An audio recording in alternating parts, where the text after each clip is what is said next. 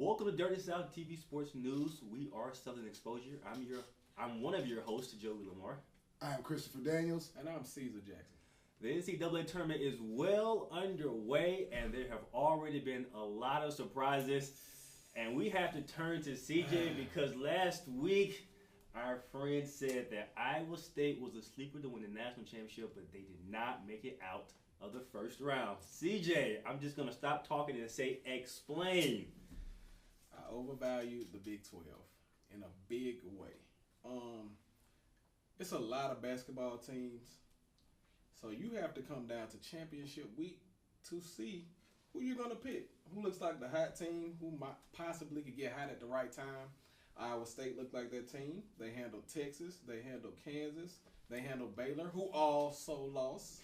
So Yeah, I basically overvalued the Big 12, And that was a big surprise to me. Nang had the worst game of his career that I've seen, and it was awful. Okay, let's get into it. I mean, he was in foul trouble against a 14 seed. I mean, how can he be one of the best players in the Big 12 and then you come and play a 14 seed, or really a nobody, and let them get you into foul trouble? It lets you know that big stage at 12:15, 12:45, you don't have time to not show up. And they didn't. And I think that Iowa State actually, they have a cool and calm and collected coach, and I think that hurt them in this aspect. Right. They never thought they were going to lose that aggressive, game until they lost that game. Now, you talked about coaching. Why? He was 4 of 12. I mean, he had a horrendous day. Just when he was in the game, he was bad. Mm-hmm. Why would Iowa State design a play for him in the last seconds when he's struggling so bad? Like, why not give it to somebody else? Like, hey, we know you're our star. We do believe in you, but today, it's not your day. I have no words for it. I don't understand it myself. It's unexplainable. I mean, that loss, another 3-seed loss to a 14. I guess they took the place of the 12-5 because none of the 12 seeds won. And that's the first time since in about 7 years that's happened. So I made a bad decision. I made an awful decision. I guess we can say that now. But at the start of the season, the Big 12 was quoted as being the best conference in basketball, in college basketball, by critics. And like CJ had pointed out, the fact that Texas lost, Baylor lost, and as well as Iowa State is saying just the opposite. Yeah. Oh, yeah. So, Chris, let's go to your biggest surprise of the tournament so far. Well, I'm going to have to go with the UCLA beating the number 11 seed UCLA beating SMU. Bryce Alford shot 3, I think he had... he was like 9 of 11. 9 of 11. And he played outstanding. But the biggest part of the game was the ending of the game. UCLA was in a position to win the game. They took a 3-point shot. And I think the kid named Yannick Morera, he tipped the ball away from the rim, which the referee thought, in my estimation, like we spoke about before the show, I didn't think the ball was going to reach the rim, and it might have been a bad call, but nonetheless a call. The ref called it a goaltending, and UCLA ended up winning the game. Now, I'm with you. I thought that ball was not even close to the basket. But, CJ, you thought the ball was actually on the way to the basket. You thought it was a correct call. I thought it was a correct call at the bad time. I think you can call a call like that in the first half of a game, especially in the tournament, around 5 minutes in the first half. You call it. You show your officiating skills. When it comes down to the game-winning shot, you can't make a call like that. That's unacceptable. I mean, that was huge. I mean, they were up. No, I think they were tied at that point. Yes. And when you make that goaltending call, that puts them up 3. And so instead of giving SMU a legitimate shot to win the game, you basically took it away from handed the game to UCLA. Well, you see a lot of NBA players, and when a foul is called sometimes, and the guy takes a shot when they're off the clock, the guys go up and they grab the ball. It was similar. I thought the young brother should have just left the ball alone. But that's absolutely on the fly, though. You're not thinking that. That's what very... he's thinking is grabbing the ball and getting possession. But is this a time for you not to think at the end of the game? Yes. But I think that's his natural reaction to go up and try to get that ball. I mean, I think he really thought it was off the mark and that it was an air ball. And like you guys said, and he needed to get the ball. If he thought like you guys that it was a foot away from the rim and it wasn't going to hit the rim or not, I absolutely see why he did that. Who blocks? Now, I played a little basketball. Who blocks a 3-point shot at the rim? I don't think it was much as a block as far as a rebound that he was trying to get. Hold I mean, on, CJ, hold on. we could do this. We could do Hold this on, all CJ. day long. It wasn't a good call. Hold on, as far CJ. as I'm concerned. Hold on. Right. Okay. You played a little basketball. A little bit of basketball. I come from Indiana. I grew up in South Bend, Indiana, where Now- basketball we bred to play That's Notre basketball. Dame. Is this similar to your 15-year baseball career? Similar, I mean, yes. again, I played a multitude of sports. Is this another one of those where you didn't make the high school team? Well, I actually did make all my high school teams, but the point I'm making is I definitely participated in basketball at a high level, I could say. Oh, okay, all right. Yeah, you had Well, another surprise for me was Georgia State. CJ already touched on the Big 12. What a tremendous story Georgia State has been. I mean, they only got into the tournament because they beat Georgia Southern by 2 points in regulation to win the Sun Belt Championship. First Sun Belt Championship for the school in their history. So Ron Hunter, in the celebration, hurt himself. Wow. That's a key sign that you're getting old. When you try to celebrate and you get hurt, it might be time to shut it down a little bit. But his son made probably one of the clutchest shots in NCAA tournament history. Not Bryce Drew Valparaiso clutch, but one of the clutchest shots you'll ever see. So they were my biggest surprise, and they knocked out another Big 12 team. The Big 12 was 0-3 on the opening day. On Thursday, yes. What does that mean for this conference? I mean, CJ said they were overvalued. I mean, but they still have Oklahoma and Kansas left. Are those teams flukes, or can they be able to stand out amongst the odds and kind of make a run in this tournament? Well, yes, I'm going to have to agree with Oklahoma being Oklahoma has to get past Dayton. I think Dayton, yes, and they go on to play Michigan State. That's going to be a formidable opponent for Oklahoma. But I think I'm picking Oklahoma over Michigan State, unlike my brother CJ. I just feel like Oklahoma, man, they play great in the paint, and they have some good shooting. Their shooting guard is like averaging almost 17 points a game. Did you look at my bracket? No, I didn't actually. Because I have them playing for the national championship. Are you serious? I do. I have them playing for the national championship. Well, you're doing a great job with your picks, sound like. I know. Wow. And in our bracket challenge, I do have to point out that I am sitting second right now, currently in the bracket challenge. Not to brag. Well, it sounds like you're bragging. That sounds like you're bragging. Well, I'm going to give I CJ an opportunity to revise his national championship pick. Now that Iowa State is out, who do you see as the best team left in the tournament? I don't think the best team is going to win. I'm going to jump on your bandwagon and say that Wisconsin is going to take down Kentucky in the Final Four. I like how these guys think now. They're thinking better. Wisconsin, I think, has all the tools and the coaching to beat a Kentucky. Kentucky had a tough first half and a tough second half against Cincinnati. Yep. Cincinnati doesn't have the shooters or the scorers, and they just didn't know where to go. So you feel like Wisconsin is going to just beat down North Carolina? Most definitely. Most definitely. Cincinnati actually had a better team last year. Absolutely. Than they did this year. Absolutely. So for them to struggle against Cincinnati this year, it was very telling to 4 me. more games. Personally. 4 more. Yes. Yeah. Who's your revised pick for the national championship?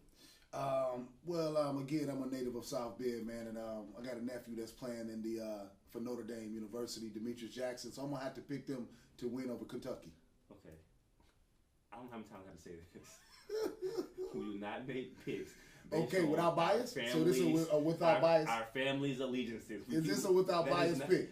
It's without bias. You Okay, are a without journalist. bias. Okay, that without is bias. your job to be objective. Without bias, I would have to say Notre Dame over Kentucky in the Midwest. Now, I will give you an interesting tidbit. Please. The Notre Dame coach actually lost his mother yesterday morning before the game. I've seen that. Now, if ever there was a rallying cry, exactly, and a team that was going to rally around their coach and make a push, we've seen this before.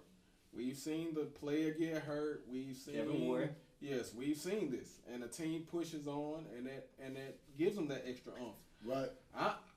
I agree with you that they're going to go far, but I don't see them getting. They ran into a brick wall with Kentucky. Kentucky. Yeah.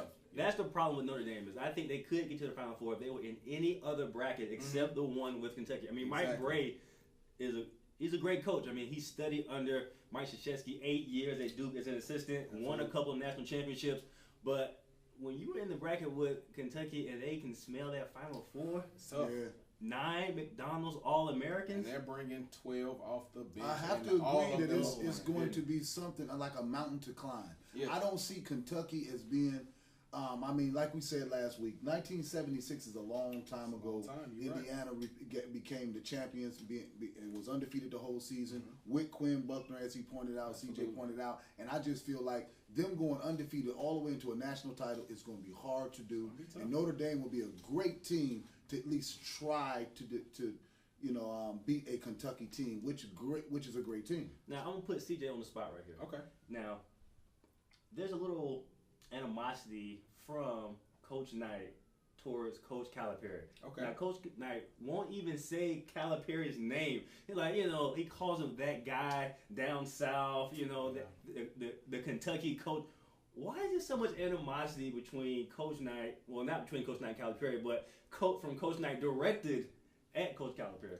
I think if somebody kicks your butt enough, you grow a nice little hate for them, you don't have a problem with somebody that's not a threat to you. That's true. You've never heard anybody say, "Oh my God, Iona, I hate the Iona coach." The Iona coach is a jerk. That's a good point. He could be a jerk. That's a good point. We don't know because they don't win enough for him to be a big jerk. Exactly. So I think that it's not jealousy, but the Patriots, Belichick, the Lakers at one point when they were winning, the Bulls. You don't like teams that are on top repeatedly. And this guy has figured out how to recruit players for 1 year, get them to buy into his system, and send them to the NBA. And create some great teams on top of that. But let's make sure we mention that Bob Knight, his history being, again, raised in Indiana, Bob Knight's history is horrible. His attitude is tremendously foul. He throws chairs onto the court. He hits his own players. He was released from Indiana University. He had to leave and go coach in Texas. I mean, so his history is horrible anyway. But they love him. They do. They legitimately love Speak for Bob yourself. Knight. But an undefeated season will do that. And that's why we're talking about Kentucky now. Exactly. He's the last one to do it and win the championship. The 70s and the 80s, they may have loved him, but I think people stopped talking about Bob Knight some couple decades ago. Absolutely. Well, I know That's just my opinion. He can walk around Bloomington without a wallet because they will buy every single thing he asks for. Agreed. Every single thing he asks for. I agree. He is nuts. Let's move But a to winner.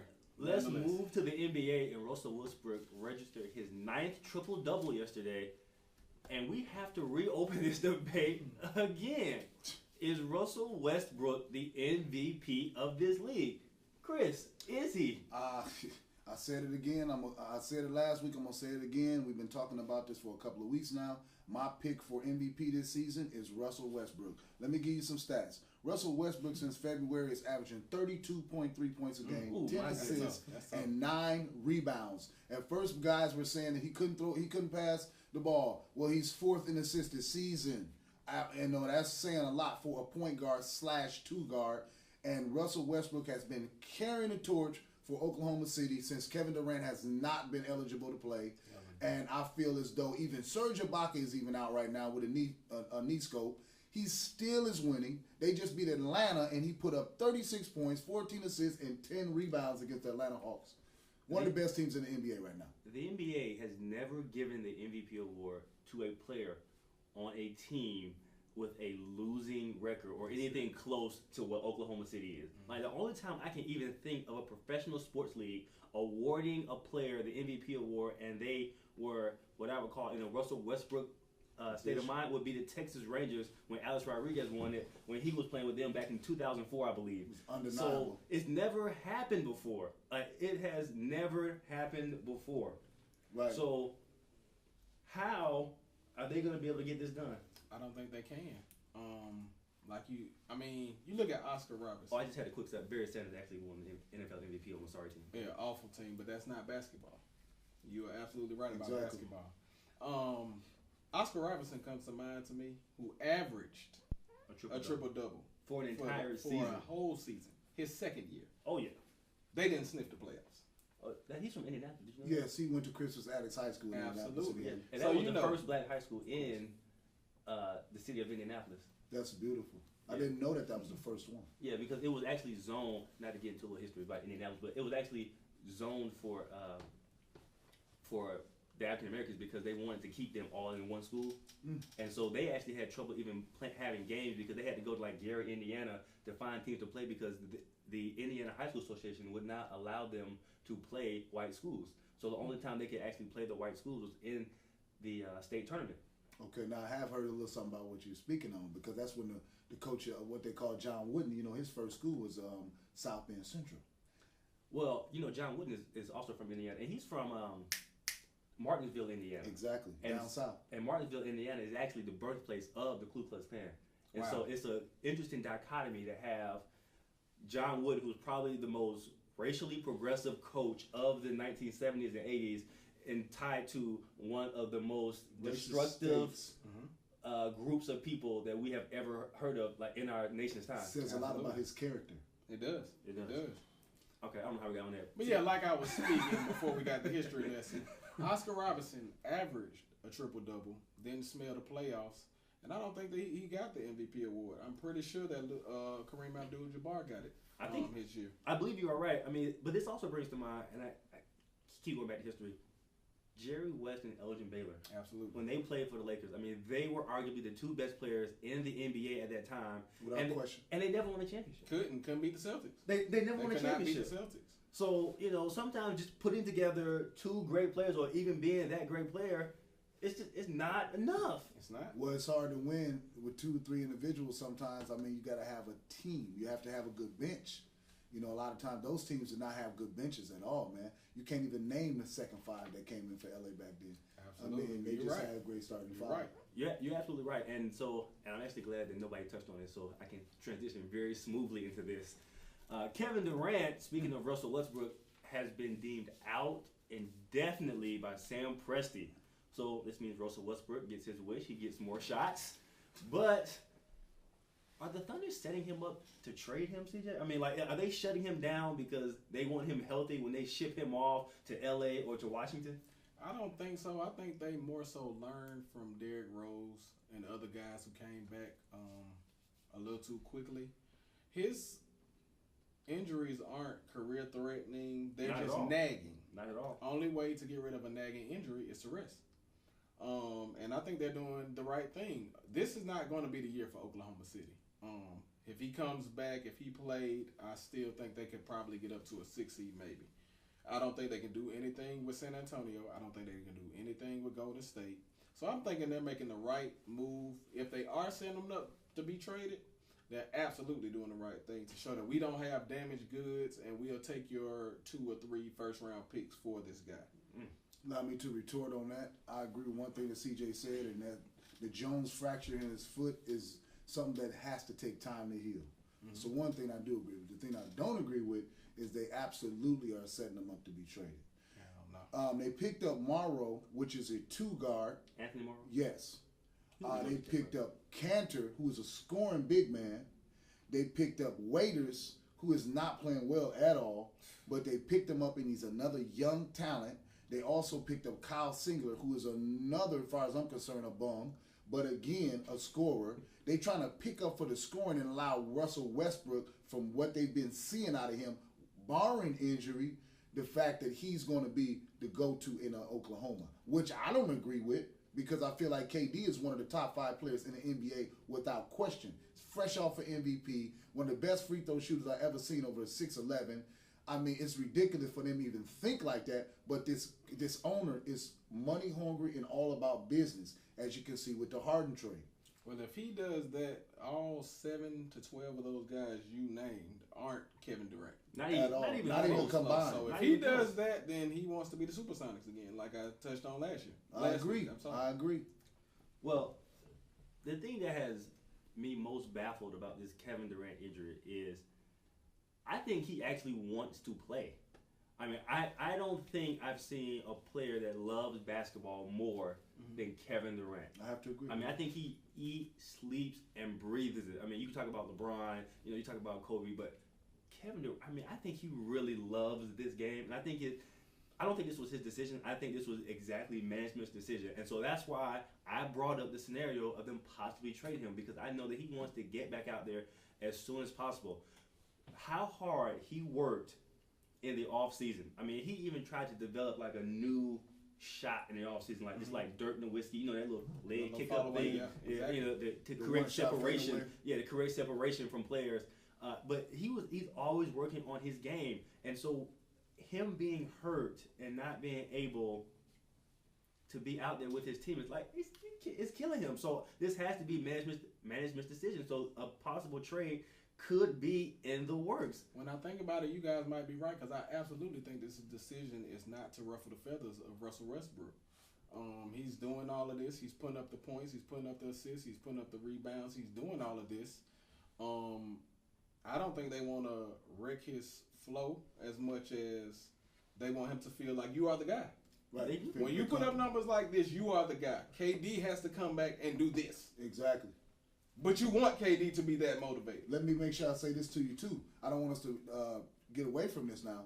See, the relevant is relevant because this summer, every team will be able to offer a max deal. Absolutely. Some of the teams are even lining up to get KD and saying that he could even get another player to sign with him. And that's like a huge thing for a player to be able to pick another guy to come play with him on any particular franchise. So why not ship Westbrook? They will not get rid of Russell Westbrook, especially after this season, how hard he has been playing for them. Oklahoma is, as far as I'm concerned, Kevin Durant is Oklahoma. Seattle went to Oklahoma. He is Oklahoma, especially what he's doing in the community, and especially what he's done for them as a franchise. But again, it's all about what's going on right now. So if you could pair a player with Kevin Durant and send him to any team, who would you pair with him? I hate to put you on the spot. Who would you pair with him and what team?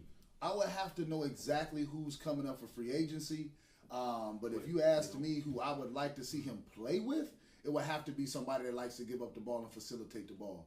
I remember when Dwayne Wade and LeBron came together with Chris Bosh, when we seen that those pairs team up together, it was like everybody knew they was going to win a championship. Whether it was going to be the first year or the next season, we knew they was going to win a championship. You had a team with Paul Pierce, Ray Allen, and Kevin Durant. We didn't think they was going to win right away as they did, but they went from the worst team in the East to the championship. So, I mean, I would love to see him play with a facilitator. Maybe I would go as far as to say like Paul. I mean, when is Paul? Chris Paul's right. You could put him in L.A., but not with Kobe, but with Chris Paul. Yeah, I would go with Chris Paul. But I don't know how much I like Kevin Durant playing without the ball in his hands.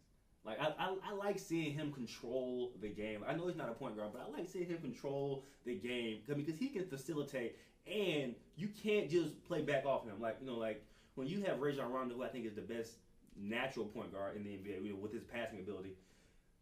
You can't do that with Kevin Durant because he'll pull up. In a heartbeat. And that's why I think John Wall would be perfect. John Wall loves to pass the ball. You know Kevin Durant is from DC. DC. It's perfect, and they don't have history. You can build your legacy there. You have a person who doesn't want to shoot the ball 45 times a game and will pass the ball to you, and I think he will thrive, especially in the East. Yeah. Especially in the East. And that would be a great choice. And it's a bigger market. Absolutely. It's a bigger market, so that means more money. So he can actually take less money from Washington and make that money up in endorsements. And play with a winning team. And that's exactly what LeBron did when he went to Miami. Absolutely. He took less money and made that up in endorsements. Yeah, exactly. So they can definitely do that. We're going to stick with the NBA, and Paul George, who last week said he didn't want to come back because he didn't want to affect the Pacers' chemistry, is now reportedly within a week away from returning. So the Pacers are currently sitting, I believe, in the 11th spot, but they are very close to the 8th seed. In the 11th spot, could Paul George make the difference and get this team back into the postseason?